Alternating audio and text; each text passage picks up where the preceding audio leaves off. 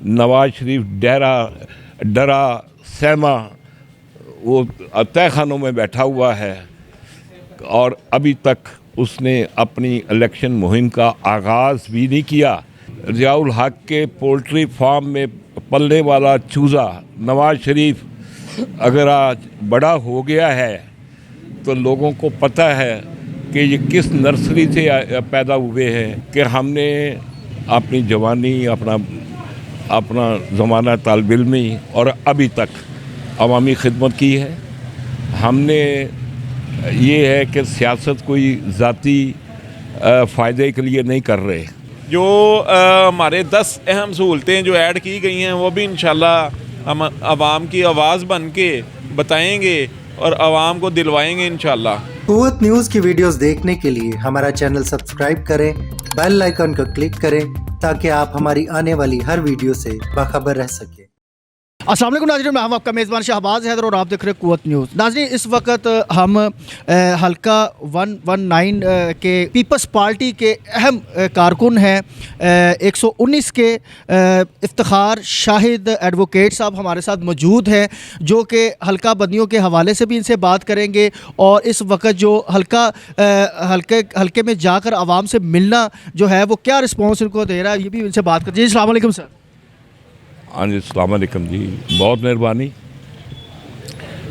ये 2018 नहीं है, ये 2024 है। नए साल के तेवर बता रहे हैं कि लाहौर भुट्टो का है। मैं पार्टी की हदायत पर कौमी असम्बली के हल्का 119 से उम्मीदवार हूँ। मेरे साथ इस हल्का में सूबाई असम्बली के उम्मीदवार मियाँ वकास बॉक्सर है, जो इस इलाके की बागबानपुरा की और इस हल्का की हर दिल अजीज़ शख्सियत है। नौजवानों के बड़े बड़े काफ़िले आके जोक दर जोक पीपल्स पार्टी में शामिल हो रहे हैं। इसमें वकार साहब का बहुत बड़ा रोल है और मैंने भी चंद माह पहले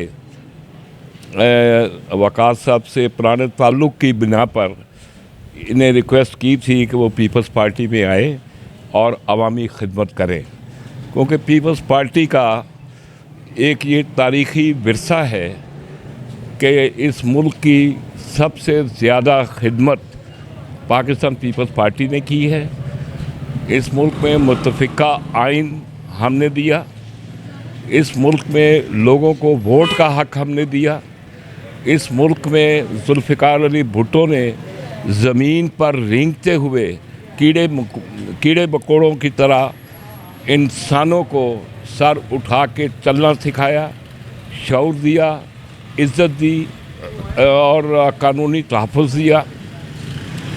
बहुत सारे काम, इतने सारे काम किए हैं जुल्फ़िकार अली भुट्टो ने कि एक इनकलाब बर्पा किया उन्होंने 1970 में, और फिर एक साजिश के तहत यहाँ के आमरों ने उन्हें सूली चढ़ा दिया, लेकिन भुट्टो ने हुसैन की तरह अपना सर तो कटवा दिया, लेकिन यजीदी कुफ्तों के सामने सर नहीं झुकाया। तो हम उस पार्टी के वारिस हैं जिस पार्टी की कायद मोहतरमा बेनज़ीर भुट्टो 2007 में रावलपिंडी में शहीद हुई।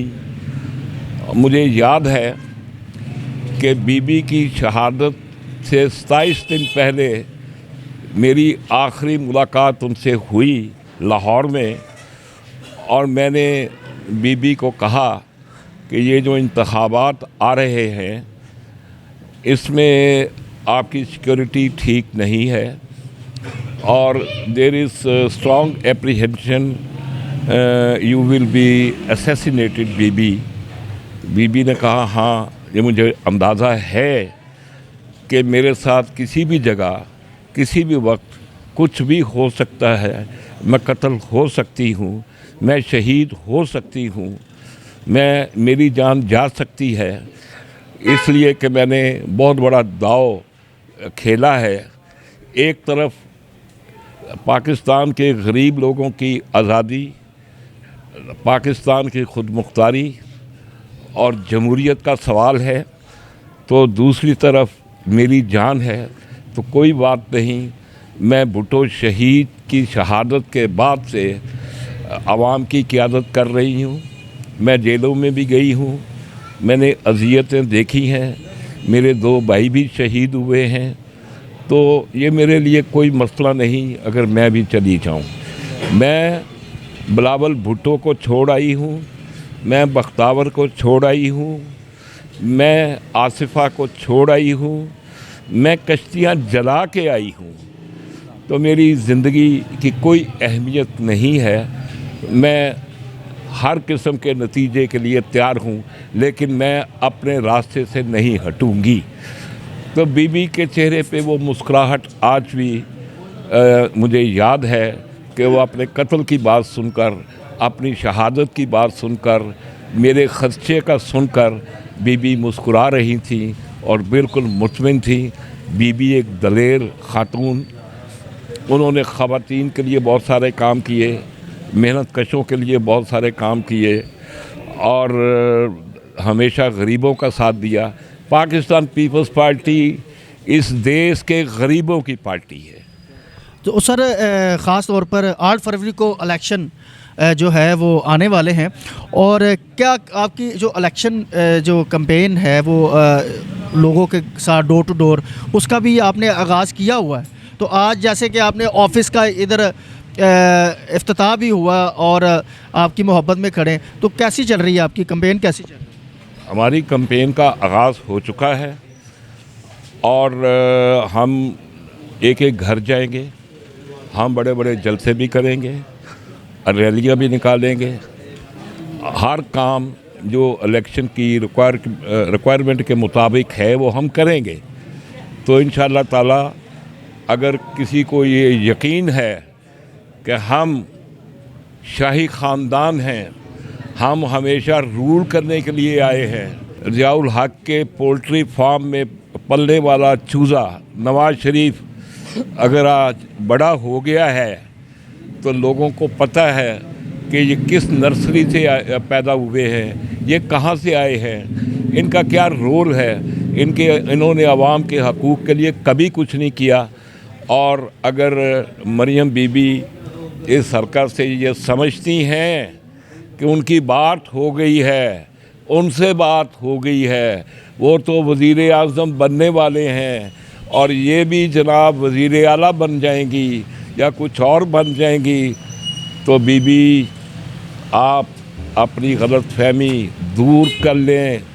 वक्त आ रहा है, आवाम की अदालत 8 फरवरी को लगेगी। अच्छा, कुछ सर लोग अभी तक कुछ ऐसे भी लोग हैं कि जो कह रहे हैं कि इलेक्शन नहीं होंगे 8 फरवरी। इलेक्शन मेरा ख्याल हो जाएंगे, इलेक्शन होने हैं और हम ये ही चाहते हैं कि इलेक्शन अब आगे मत जाए।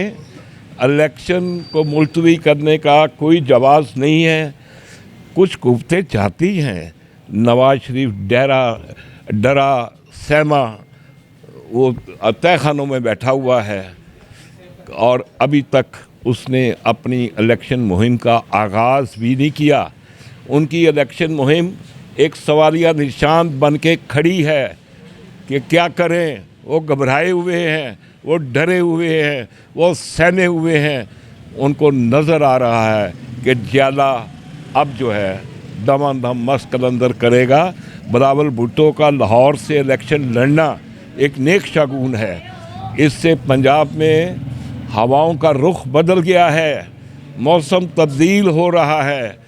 अब कोई दुनिया की ताकत बिलावल को वज़ीर आज़म बनने से नहीं रोक सकती। 8 फरवरी का सूरज हमारी जीत का झूमर अपने माथे पे सजा कर तलू होगा। अच्छा सर, NA 119 जो आपका हल्का है, उसकी देखने वाले जितने भी पैगाम कोई देंगे, उनकी मोहब्बत की नज़र कोई अल्फाज आप करना चाहेंगे, और ख़ास तौर पर पूरे पाकिस्तान जो पीपल्स पार्टी से मोहब्बत रखते हैं? हमारी पूरी ज़िंदगी गवाह है हमारा माजी गवाह है कि हमने अपनी जवानी अपना ज़माना तालिब इल्मी और अभी तक अवामी खिदमत की है। हमने ये है कि सियासत कोई ज़ाती फ़ायदे के लिए नहीं कर रहे। अगर ज़ाती फ़ायदे के लिए कर रहे होते तो आज बहुत करोड़ों अरबों रुपए हम भी कमा रहे होते। हम मिडिल क्लास के लोग हैं, दरमियाने तबके के लोग हैं और हम नुमाइंदगी करते हैं इस हलके के गरीब लोगों की, दरमियाने तबके के लोगों की। ये इन छोटे छोटे ये बच्चे जो खड़े हैं इनके मुस्तकबिल के हवाले से कि इनको तालीम की सहूलतें मिलें, मुफ्त फ्री तालीम के लिए हम लड़ेंगे, लोगों के फ्री इलाज के लिए हम लड़ेंगे, लोगों के रोटी कपड़ा और मकान के लिए। और पाकिस्तान का सबसे बड़ा जो मसला है मेरी नज़र में वो है बेरोज़गारी। हम वादा करते हैं कि हम कोशिश करेंगे बल्कि लड़ेंगे कि इस हलके के हर नौजवान को जो बेरोज़गार है उसको नौकरी मिले। जी सर, कैंपेन कैसी चल रही है और आगाज़ भी आपने कर दिया हुआ है, तो ऑफिस का भी इफ्तिताह हो गया, क्या कहेंगे इस हवाले? जी अल्हम्दुलिल्लाह हमने कैंपेन स्टार्ट कर दी है और हम जा रहे हैं, घर घर में जा रहे हैं ये पैगाम लेके कि जो हमारे मंशूर में शामिल है रोटी कपड़ा और मकान, इसके अलावा हमारे मंशूर में 10 अहम जो सहूलतें गरीब आवाम के लिए हैं वो भी ऐड कर दी गई हैं। जैसे मज़दूर कार्ड है और सेहत के लिए है और तालीम के लिए, और 30 लाख अपना जो लोगों की कच्ची आबादी के घर हैं वो उनके नाम किए जाएंगे। और हम घर घर में ये पैगाम पहुंचा रहे हैं कि पाकिस्तान पीपल्स पार्टी आएगी, इंशाल्लाह इनके सारे मसले मसाइल जितने भी हैं वो हल होंगे। बेरोज़गार को रोज़गार मिलेगा और रोटी कपड़ा मकान, और इसके अलावा जो हमारे 10 अहम सहूलतें जो ऐड की गई हैं वो भी इंशाल्लाह हम आवाम की आवाज़ बन के बताएँगे और आवाम को दिलवाएँगे इंशाल्लाह। मैं अपने हलके की आवाम को यही पैगाम देना चाहता हूँ कि 8 फरवरी के दिन जो कुछ लोग मिस कर देती हैं, वोट ज़ाया कर देती हैं, मैं उनको ये पैगाम देना चाहता हूँ कि वोट ज़ाया मत करें और 8 फरवरी वाले दिन घर से निकलें और तीर पे मोहर लगाएं ताकि आपके अहले इलाका के जो बेटा है भाई है उसको कामयाब करवाएं ताकि आपके मसले मसाइल हल हो सकें। Thank you so much. तो जी नाजरीन, आपने देखा कि पीपल्स पार्टी की जितनी क़यादत है वो उनकी गुफ्तगू सुनी और उम्मीद करते हैं कि आज का प्रोग्राम आपको बहुत ज़्यादा पसंद आया होगा। मुझे अपने मेज़बान शहबाज हैदर, मेरा कैमरा मैन इमरान को इजाज़त दीजिएगा। दोबारा फिर मुलाकात होगी। अल्लाह हाफ़िज़। पाकिस्तान जिंदाबाद।